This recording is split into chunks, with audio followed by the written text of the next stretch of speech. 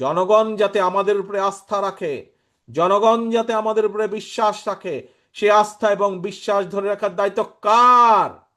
কি ভাই, কার এই দায়িত্ব বলেন দেখে? কে? শুনতে পাই না, আমি অনেক দূরে, হাত তুললে আমি দেখতে বুঝতে পারবো যে কার। আপনারা বলছেন কি আপনাদের?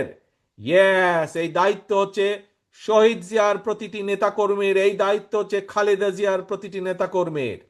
প্রত্যেকটি নেতাকর্মীর কাছে আমার প্রত্যাশা থাকবে আজকের এই কাউন্সিলের মাধ্যমে আমরা শপথ গ্রহণ করব যে আমরা সকলে ইনশাল্লাহ ঐক্যবদ্ধ থাকব এক, এবং আগামী দিনে জনগণের আস্থা অর্জনের মাধ্যমে আমরা দেশকে পুনর্গঠনের কাজে হাত দেব। এটা হচ্ছে দুই।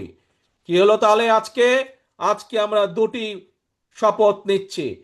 এক, এই কাউন্সিলের মাধ্যমে প্রিয় ভাই বোনেরা, আমরা সকল পর্যায়ের নেতাকর্মী, আমরা রাজশাহী মহানগরের সকল পর্যায়ের নেতাকর্মী ইনশাল্লাহ আমরা সকলে ঐক্যবদ্ধ থাকব।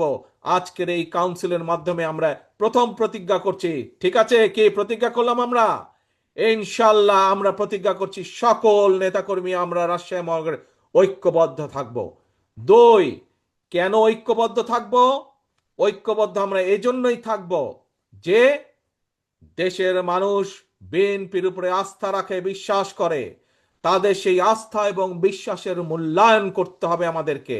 আমাদেরকে সেই আস্থা এবং বিশ্বাসকে মূল্যায়িত করতে হবে, এবং মূল্যায়ন করার একটি উপায় হচ্ছে দেশকে পুনর্গঠন করা। দেশকে পুনর্গঠনের মাধ্যমেই আমরা জনগণের আস্থা ধরে রাখব।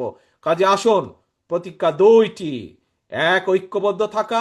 দুই, আগামী দিনে ইনশাল্লাহ জনগণের আস্থা অর্জনের মাধ্যমে দেশ আমরা পুনর্গঠন করব। যে চ্যালেঞ্জ আছে সেই চ্যালেঞ্জগুলো আমরা মোকাবেলা করে দেশকে সামনে এগিয়ে নিয়ে